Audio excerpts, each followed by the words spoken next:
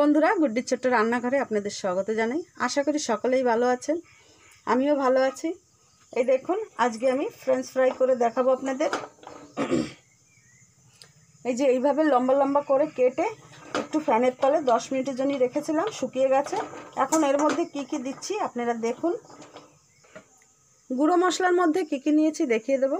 লবণ, লঙ্কা গুঁড়ো, গরম মশলার গুঁড়ো আর চাট মশলা নিয়েছি, দিয়ে দেবো। আপনারা চাইলে নাও দিতে পারেন চাট মশলা। আর দিয়ে দেবো একটা ডিম, আপনারা চাইলে দুটোও দিতে পারেন। বেশ ভালো করে মাখিয়ে নেব। এই দেখুন, ভালো করে মাখিয়ে নিয়েছি। এখন 10 মিনিটের জন্য রেস্টে রাখবো।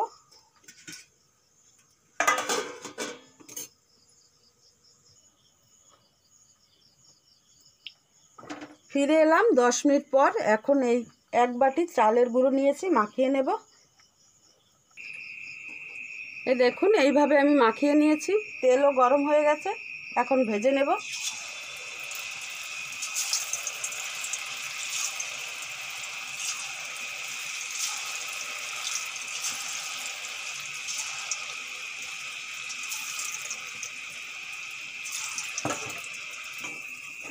এগুলো ভাজা হয়ে গেছে, এখন তুলে নেব।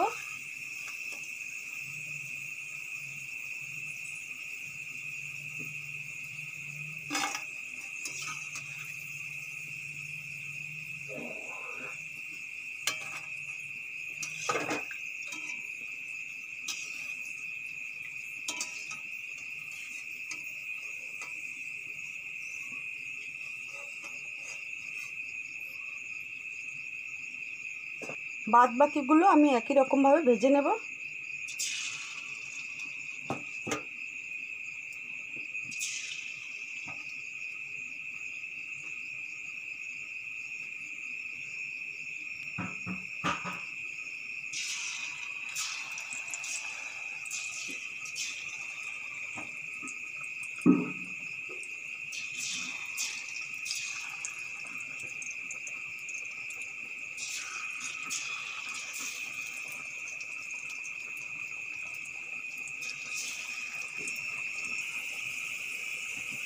একই রকমভাবে সবগুলো ভেজে নিলাম, এখন তুলে নেব।